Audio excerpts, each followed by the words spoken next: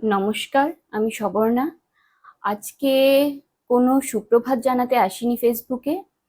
দুদিন যাবৎ ফেসবুকের পাতায় যখন বাংলাদেশের ছাত্র আন্দোলন দেখছি, আমি স্তব্ধ হয়ে গেছি।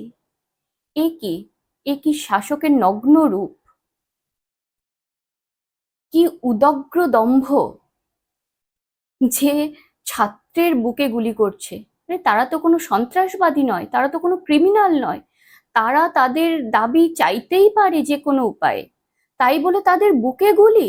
এ কি আমরা নতুন করে জালিয়ানওয়ালাবাগ হত্যাকাণ্ড দেখছি?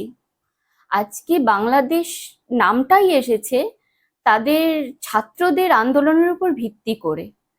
যদি তাদের ছাত্ররা, আমাদের বাঙালি ছাত্ররা, ঢাকা বিশ্ববিদ্যালয়ের ছাত্রছাত্রীরা যদি আন্দোলনে না নামতো, আজকে বাংলাদেশের কোনো অস্তিত্বই থাকতো না, তার জায়গায় তা হতো পূর্ব পাকিস্তান।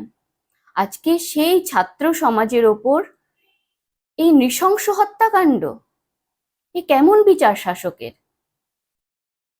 এ কি ক্ষমতার দম্ভ এতই বেশি যে ছাত্র সমাজ আজকে এতটাই নিপীড়িত? আর আমার ভাই বোনদের বলবো, ছাত্র সমাজকে বলবো যে ভারতবর্ষ থেকে তোমাদের এই দিদি, তোমাদের প্রতি সম্পূর্ণ সমর্থন রয়েছে, সহানুভূতি রয়েছে। তো তোমরা এগিয়ে যাও, তোমরা তোমাদের লক্ষ্যে পৌঁছাও, এটাই চাইবো।